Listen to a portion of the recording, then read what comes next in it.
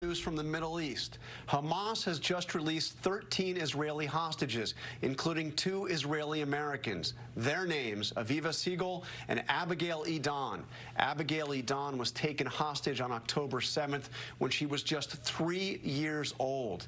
Her parents killed right in front of her on that day. Abigail turned 4 on Friday, but we are told now that she is among those back in Israel and receiving medical care. Additionally, 4 foreign nationals have been released, including 3 citizens of Thailand and 1 from Russia.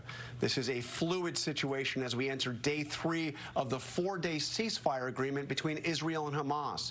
A transfer of hostages yesterday was delayed for several hours as Hamas accused Israel of violating the terms of the agreement. Eventually, those differences were worked out. Yesterday's exchange included 7 Israeli children and 6 women, as well as 4 citizens of Thailand. Israel, in turn, released 39 Palestinian prisoners, and video showed many of them receiving a hero's welcome in the West Bank. In the first 2 days of this ceasefire agreement, Hamas has freed a total of 26 Israeli hostages. A total of 50 are to be released over the totality of this 4-day ceasefire. For more on this, we go right to Tel Aviv and Matt Gutman. Matt, what more can you tell us? Stand by. Stand by. Hey, Matt, can you hear us? I can. Hey, Matt, give us the very latest. As we understand it, John, the convoy of Red Cross has driven north in the Gaza Strip, delivering 13 Israelis to a specialized IDF unit. 12 of them were then transferred to the kibbutz of Be'eri, that blitzed out kibbutz where Hamas attacked on October 7th. One of them was flown to Israel via helicopter. Now, another 4 hostages, foreign nationalities, were driven elsewhere, driven south to the Rafah border crossing. We understand they're going to go through Egypt. Unclear where they go after that. Now, it's important to note that we understand that there are 2 American citizens among those who were released today. One of them is Abigail Moore Edan. She is 4 years old. She just turned 4 on Friday. She was in one of these communities when Hamas attacked. Her father was shot while holding her in his arms. Her mother was also murdered. That orphan tried to escape. She ran to a neighbor's house. The neighbors took her in.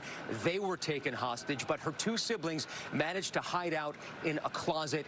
They survived. They are okay. We also understand that Aviva Siegel, another American, she's 62 years old, has also been released. Her husband remains in captivity at this point.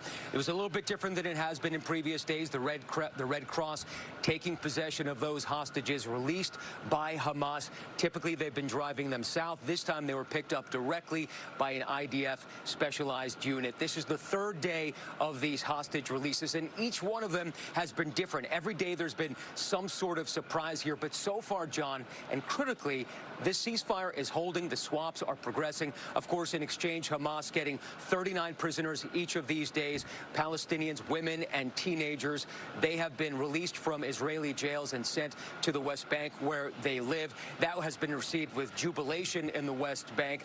Also, a lot of aid. About 200 trucks a day have been sent in from Egypt into southern Gaza, into the north of Gaza, and that was part of the dispute. Yesterday, Hamas said that not enough trucks managed to get from the south of Gaza to the north Gaza. They said they wanted more. Eventually, through the mediation of Qatar, Egypt, and the U.S., that was worked out, and the hostages were released. But that was a 7-hour standoff with the hostages sitting in those vehicles for hours, and lots of concern on both sides that this whole thing would fall through. The Israeli Prime Minister Benjamin Netanyahu even convening his war cabinet. That's how bad it got. But again, so far, 3 days in, the ceasefire is holding. The hostages have been released, and they're now in Israel, John. And Matt, just as a reminder, this is a 4-day ceasefire agreement for the release of some 50 Israeli and Israeli dual national hostages in exchange for the release of 150 Palestinian prisoners. But the 50 are women and children. That was the agreement anyway. And I spoke to Jake Sullivan, the National Security Advisor, earlier today, who said that there were 3 Americans that were to be part of this in total. 2 adult women and, of course, Abigail Abigail Edan, the now 4-year-old Abigail Edan. Do we have any indication about that third American, of the American woman that they were hoping to be part of this agreement? Tell me when you want me to answer. John, we have no indication that the third American has been released. We don't know where they are. Israel, the United States, obviously highly concerned about it. They are pressing for the release. There is another option. That's tomorrow. A batch of at least 10, possibly 13 or more hostages could be released. Others from foreign nationalities as well. Obviously, the U.S. has been pushing very hard for the release of Americans. And, of course, there is the option to extend this ceasefire. It's been designed to last for 4 days, but Israel has given Hamas the option of extending it for 24 hours for each additional 10 hostages that are released. So that could happen, and we understand that it might even happen for 2 consecutive days. All of this remains in the air. What we do know for certain is that Israel has made it very clear through its defense minister, through its chief of staff, and the prime minister that as soon as this ceasefire ends, hostilities begin. They will begin their war on Hamas again trying to say that they're going to destroy it, demolish it completely, and try to create a new order of some sort in the Gaza Strip, John. All right, Matt, thank you very much. We'll get back to you as you learn more, but I want to go right now to the White House, where obviously President Biden and his national security team have been following this very closely. Mary Alice Parks there on the North Lawn. Mary Alice, what have you learned? Yeah, John, no formal statement from the White House yet with this news. I wouldn't be surprised if the president came in front of the cameras today. He will want to talk about this. We know the White House has been making sure that everyone knows, the world knows, that he has been heavy-handed in this, personally involved on the phones. Yesterday on the phone with the Emir of Qatar, wanting to make sure that this was going forward. As you were just talking about with Matt, John, we know from the White House that they were hoping that 3 Americans in total, 2 women and 1 child, would be released as a part of this deal over the next few days. So still, obviously, there will be pressure for an additional American-Israeli dual citizen to be released. But no doubt this is huge news, wonderful news for the White House, for the world, and they will want to celebrate here. It was so interesting listening to the National Security Advisor, Jake Sullivan, on the show with you this morning as he talked about how these families are going to need the world's support as their loved ones deal with unbelievable emotional, psychological trauma after this experience. He said that Israel and other countries are pouring resources in to make sure that those families have what they need. These hostages now released have what they need, but they were just talking about the unbelievable, unthinkable, unspeakable experience that they must have gone through. John. I mean, unspeakable indeed, Mary Alice. I know that President Biden had taken a particular interest in the plight of Abigail Edan, who thankfully we hear is now safely in Israeli hands. But he had spoken to her family. I imagine that's one case in particular we will hear the president talk about. Absolutely, because of course she was the youngest of those American hostages, those dual citizens that was taken. We know in total 10 American hostages, 9 citizens and 1 green card holder, but Abigail the youngest of the group. So such wonderful news that she is among those released. I imagine the president, knowing him, is probably trying to get in touch with her family right now. This was clearly a very personal case for him, but the case of all of them. I mean, this is something that this White House has been working on nonstop. His teams have been working on nonstop. A huge priority for the president. And we've seen his teams really doing the personal diplomacy too, flying throughout the region, trying to work on this and talk closely to the Egyptians and the Qataris, who have been these key mediators in all of this. Hey, thank you very much, Mary Alice. Let's go back to Matt Gutman in Tel Aviv. Matt, walk us through the process now. I mean, particularly with Abigail Edan, you know, again, just 4 years old, going through all the hell that she has gone through. What is the process now as she is back in Israeli hands? You know, there are different processes, John, for different ages. when everybody crosses through, the first thing that happens, and they've already been inspected by the Red Cross, given what they call an optical check. They just look at them to see if they're okay, and if they need immediate medical assistance. Then they'll be transferred to the Israelis, and that medical team from the Israeli military unit that met them right there in Gaza itself would give them another cursory medical check. And once they cross into Israel, there is a whole team of psychologists and additional doctors on call, ready to treat them. Then the adults will be given a quick debrief by Israeli intelligence. They'll ask some quick questions about what they remember. The children will not be asked questions. They will be handed, all of them will be handed phones to make that first phone call with their loved ones. So the people who crossed over today, it's been 51 days since they've spoken to their family members. So there's that. And then the children, especially Abigail Moridan, she is an orphan, remember. She's going to be reunited with somebody right there in the base, and they're probably going to fly them to Schneider's Children's Hospital, about 20 minutes from where we are right now. And they're going to be separated from the rest of the hospital, given some time and some space. Obviously, a massive amount of psychological support, but also a lot of love from family members, people who are still alive, the neighbors that are still alive. They're going to try to create a sense of familiarity for her, get people around her who she knows, who she's familiar with, and try to just take it very, very slowly, this rehabilitation process that could take a very long time, especially for someone as young as Abigail, but obviously for all of them who've suffered tremendously over the past 7 weeks. John. And Matt, when you think about the nature of hearing this news for the families of these hostages, so we have another 13 Israeli dual national hostages who have been freed. That is tremendous news, good news, relief for those families. But the others that were waiting to see whether or not any of their family members were on the list. Let's remember there are now still, another 170 or so hostages being held right now by Hamas. You know, there's this brutal choreography that goes on, John, every night before the hostages are released. Phone calls go out. Every single family has a military liaison who communicates between them and the military, so they know who's on the list. And the list goes out from Hamas typically the night before. It's not always 100% accurate, but it's pretty close. So they call everybody to let them know if their loved ones are either on the list or off of the list. And this has happened now for 3 straight nights. I suppose it's going to happen again tonight. And for the families who don't know if their loved ones are going to be released, it is absolutely agony. So they have been working through this for weeks, but all of them tell us that they're like a family at this point, and they want to celebrate the wins and successes with the rest of their family, and they hope to get their loved ones back at some point, but it's going to be very difficult, especially for the male soldiers who are left behind in Gaza, John. All right, Matt, I want to turn right now. We have on the phone David Siegel. He is the brother-in-law of Aviva Siegel, who has been released, one of those released today.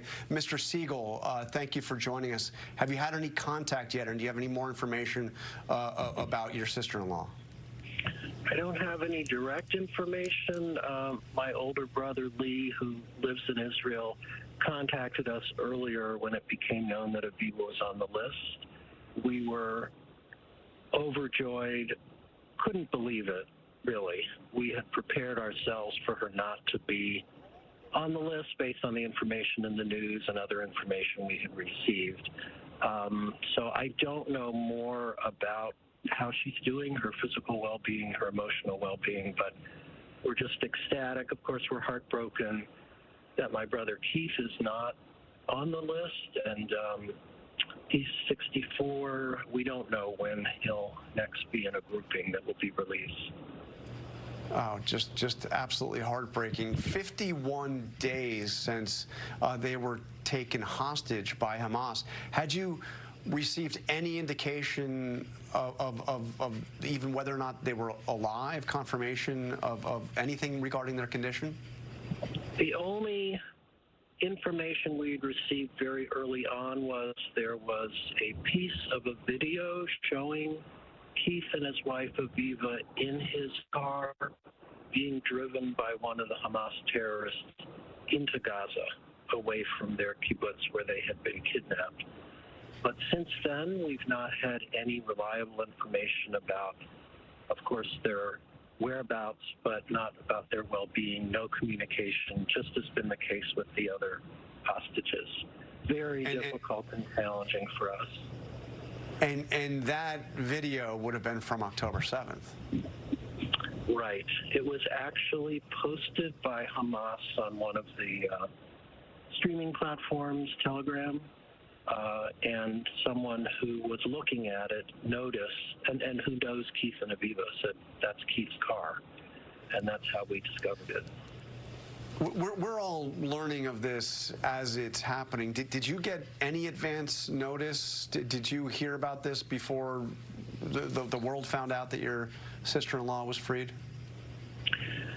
We heard from our family in Israel that they had been notified by the Israeli Defense Force, by the Army, that she had turned up on the list. We've had outstanding communication from the State Department, the Richardson Center, the Foley Foundation, many updates ever since this all started, and they are in the loop, as it were, as much as anyone, and they weren't aware, hadn't shared with us that she was on the list. So it may have happened on relative short notice that she was on the list. It's hard to know. So we had found out, but only a little bit before it was already pretty widely disseminated. And do you have a sense, have they given you an indication of what happens now? They told us about how the hostages they have the initial assessment, very rapid assessment by the Red Cross, and then the Israeli Army has interacted with them, and then they will be taken to a hospital in Israel for physical and mental health assessment. Their children, they have 4 adult children, Keith and Aviva. They, of course, know that they've been released. I don't know the details of when they'll be able to reunite with their mother, but I think it will be soon after she is assessed for any kind of physical or emotional needs that are acute.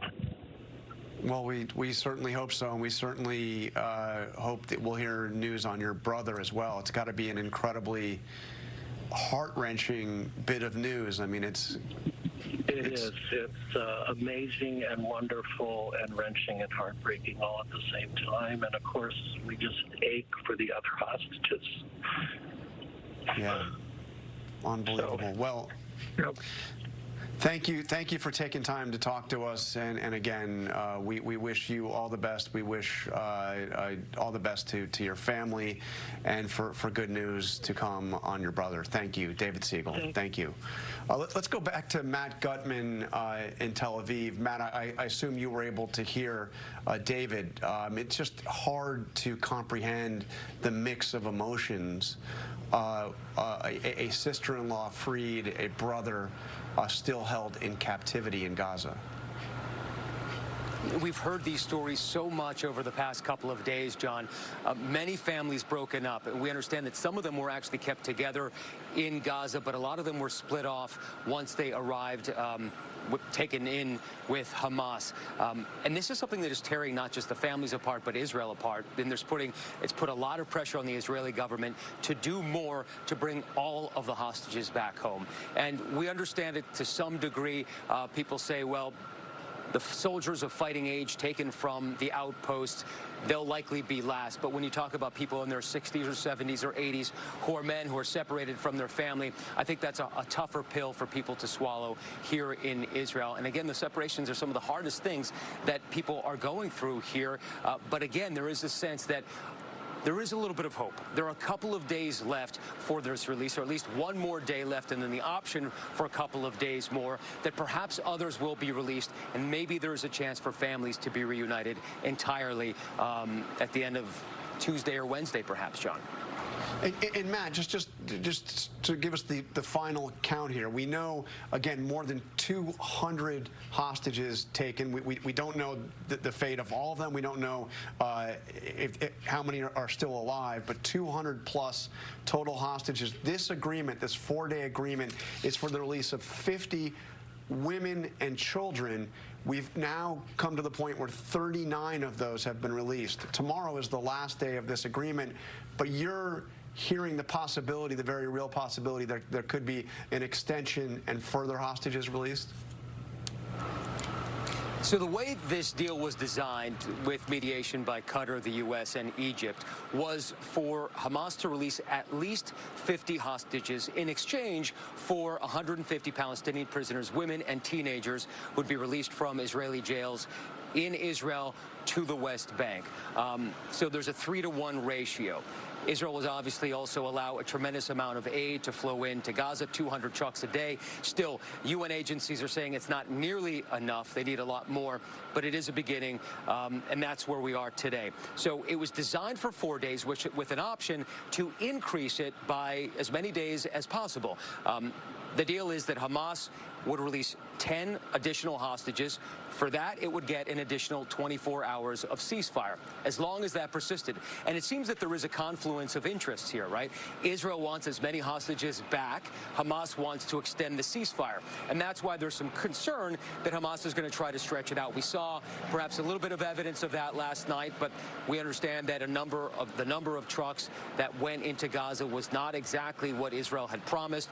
Hamas pressed for more time. More trucks were released with that critical aid into Gaza. And by the way, the UN warning tonight that there is a concern of famine there. That's how bad the humanitarian situation is.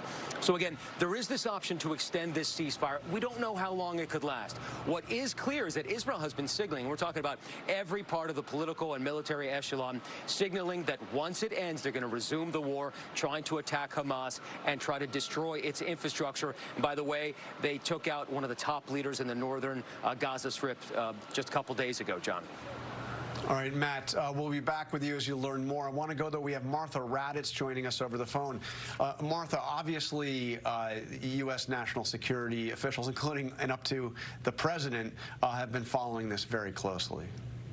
They are getting constant updates. They are talking to one another. They are, of course, through the Qataris. And I think, and Matt sort of pointed to this, one of the greatest concerns now is those hostages who remain and what kind of bargaining they can do to release those hostages. And the fear is that those remaining hostages, those who are staying behind, will be there a very, very long time. If you even look at the history of Hamas and how long they have kept even single hostages for years, and that is really the fear. So the families, of course, are jubilant about those hostages who have been released, although it will be a very, very long road for them emotionally and their mental health.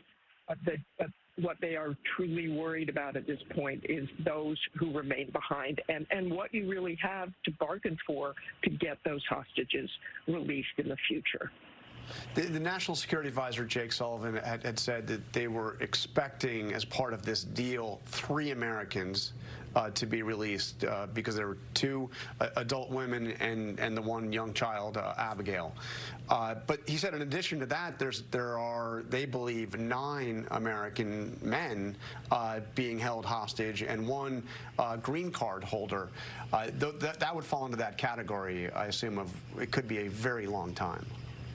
Exactly, and we certainly don't want to say we have any idea how long that will be, but again, if you look at the history of Hamas and Hamas wanting to hang on to those hostages, that's why hostages were taken in the first place, so they can bargain, so they can say, look, we've got your people, what will you give us?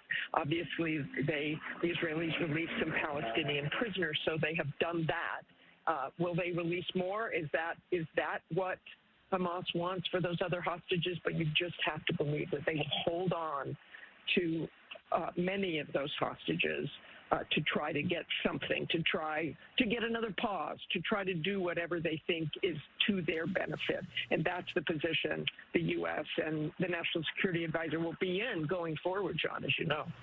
Yeah, and you raise a really important point here, which is the incentive here to take hostages. I mean, this is a very welcome day for the families of those that have been released, and we certainly hope there will be more tomorrow and that this gets extended. But when you go back and you see how the reaction in the West Bank to the release of those prisoners, you see people celebrating, waving Hamas flags, chanting slogans, pro-Hamas slogans. I mean, this has been a tremendous propaganda victory for Hamas.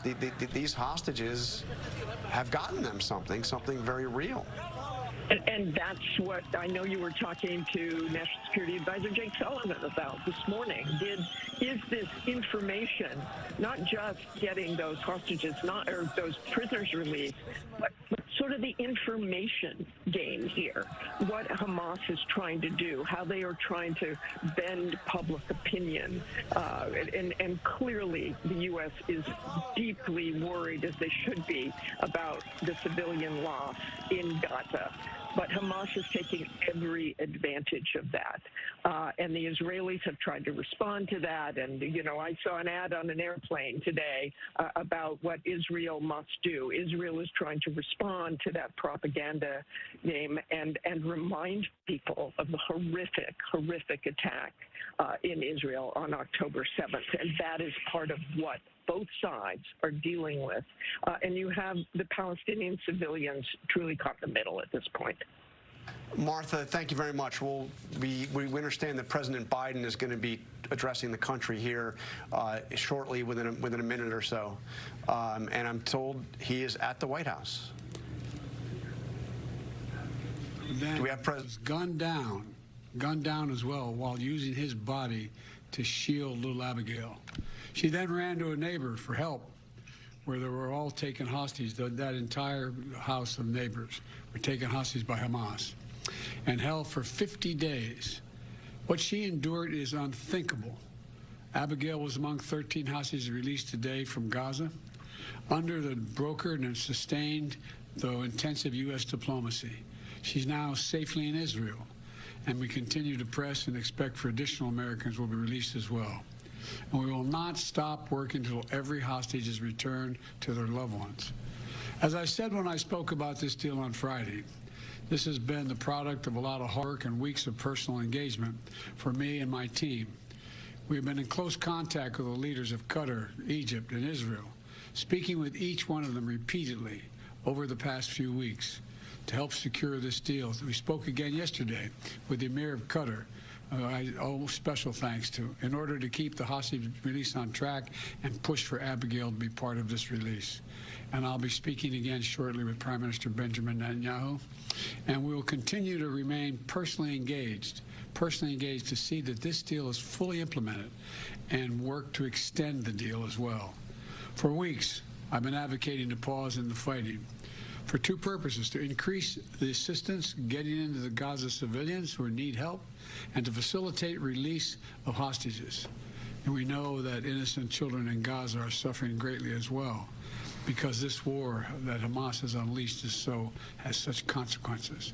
Thousands have been killed, and from the earliest days of this crisis, I've worked closely with President Sisi of Egypt, the Israeli government, King Abdullah of Jordan, and leaders throughout the region to expand the delivery of critical humanitarian assistance to help innocent Palestinians in need who are not part of Hamas.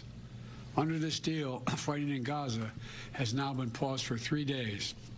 Over that time, 58 hostages have been released, including the Thai, Filipino, and Russian nationals. Dozens of families have been reunited. And we worked urgently to take advantage of the pause to surge aid into Gaza. We've moved approximately 200 aid trucks into Gaza each day, loaded with food, water, medicine, fuel, and cooking gas. More is needed, but this deal is delivering life-saving results. Critically needed aid is going in, and hostages are coming out. And this deal is structured so that it can be extended, to keep building on these results. That's my goal. That's our goal, to keep this pause going beyond tomorrow so that we can continue to see more hostages come out and surge more humanitarian relief into those who are in need in Gaza. We've seen this is the day-by-day approach, hour-by-hour process. Nothing is guaranteed, and nothing is being taken for granted. But the proof that this is working and worth pursuing further is in every smile and every grateful tear we see on the faces of those families who are finally getting back together again. And the proof is little Abigail. More than 20 other children, 18 years and younger, have been released. They've been released through this deal as well. They've endured a terrible ordeal, and they can now begin the long journey toward healing. And I'm going to continue working with the Emir of Qatar, President Sisi of Egypt, and Prime Minister Netanyahu of Israel to do everything possible to see the hostages are freed, all the hostages. I'm grateful for the personal partnership as we pursue this deal from each of those men I just mentioned. And as we've worked together to see all this implemented, and now to try to extend it further. I'll continue working with all our partners to take the hard but necessary steps to build an integrated and more prosperous and more peaceful future in the region. A two-state solution is the only way to guarantee the long-term security of both Israelis and Palestinian people. To make sure Israel and Palestinians alike live in equal measure of freedom and dignity. We'll not give up on working toward that goal. So thank you very much. But thank God she's home. The little, I just can't imagine the enjoyment and I wish I were there to hold her. Mr. President, do you have an update on the other Americans who are being held and any sense as to when they would be released?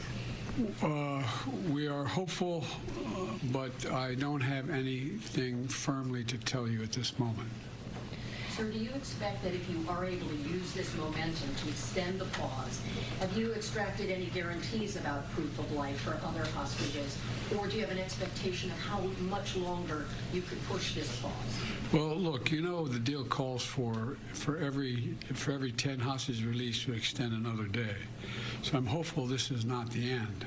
It's going to continue, but we don't know. And but I get a sense that.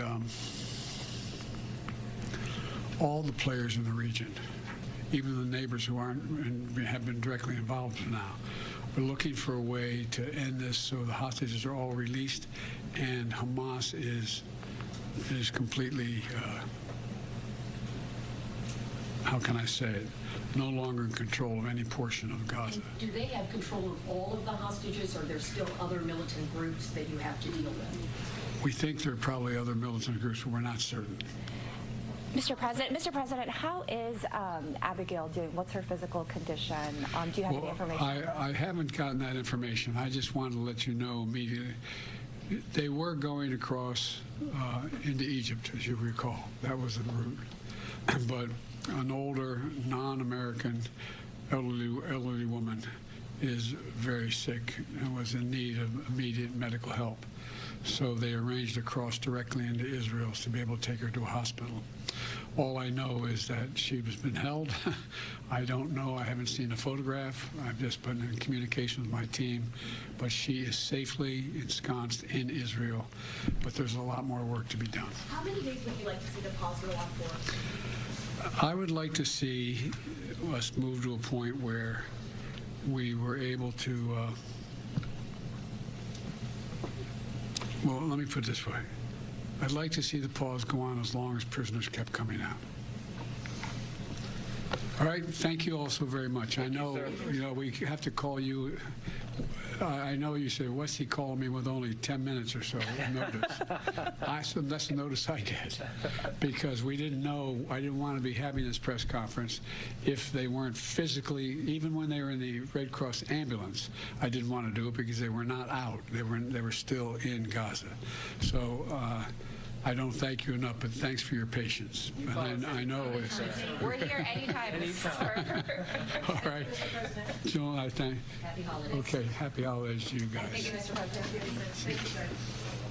Okay, that's President Biden in Nantucket, where he has spent the Thanksgiving holiday talking to reporters, welcoming the news out of the Middle East, out of Israel, that 13 more hostages have been released by Hamas, and that one of those he spent quite a bit of time talking about was the now 4-year-old Abigail Edan, the young girl who was taken hostage after she saw her parents murdered right before her eyes on October 7th, and who celebrated is not the right word, who marked her 4th birthday as a hostage just on Friday.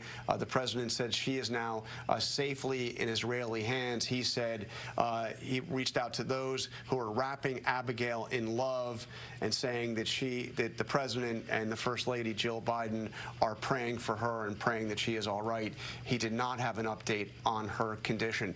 The president also said that he is working to ensure that this deal with Hamas, a deal that calls for the release of 50 Israeli and Israeli dual national hostages in exchange for 150 Palestinian prisoners, a 4-day ceasefire to get it done, is implemented. But most significantly, he said that he is working to extend this deal, and he said he wants this deal extended so that there are more hostages released, but also critically that the ceasefire itself is extended so that more aid can be brought in for the Palestinian people in Gaza. Stay tuned for ABC News for continuing coverage. We will have more news on World News tonight. We now return to our regularly scheduled programming. Thank you very much.